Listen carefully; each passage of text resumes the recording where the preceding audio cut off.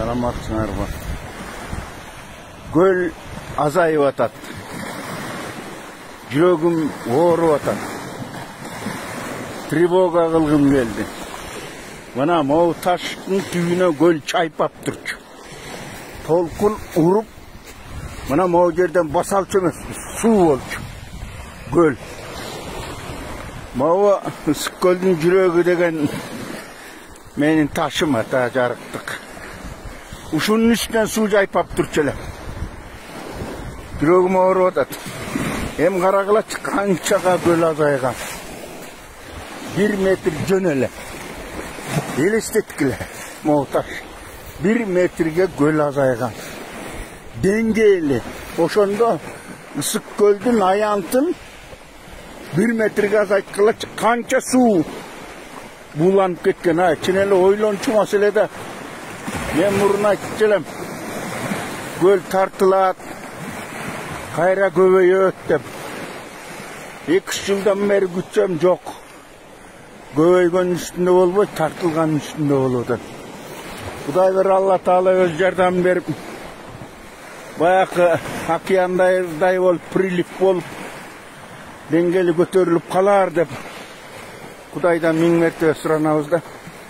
Мына могу таштын үстүн жайпап турчу. Тетиги ташка чыгып секирип араң чыкчубуз.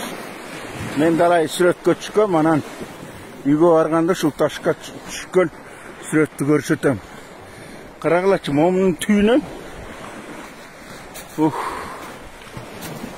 толкун уруп суу болуп турчу.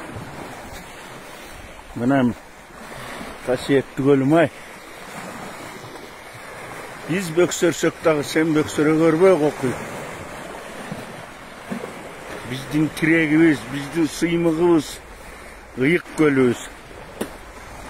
Чын эле ичим ачышып кетти. Ичим ачышып турат атаңыр.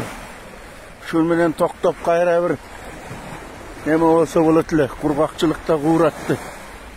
Коем, жакшы болсун. Пессимист болбой, оптимист бололу. Не будь пессимистом, а будь оптимистом. Кайра бир көлүбүзгө кошулуп жана бийиктеп калар. Бирок элестеткиле. 1 метр деңгээлде могу аянтта канча суу кеткен. Акыркы бир 10-12 жылда мына ушунча көлүбүз арыктап кетти. Ошол достор. Давай, жакшылык болсун. Мына Кыдырма жар. Мен эң жакшы көргөн жерим Кара Жоргом. Ийгилик болсун.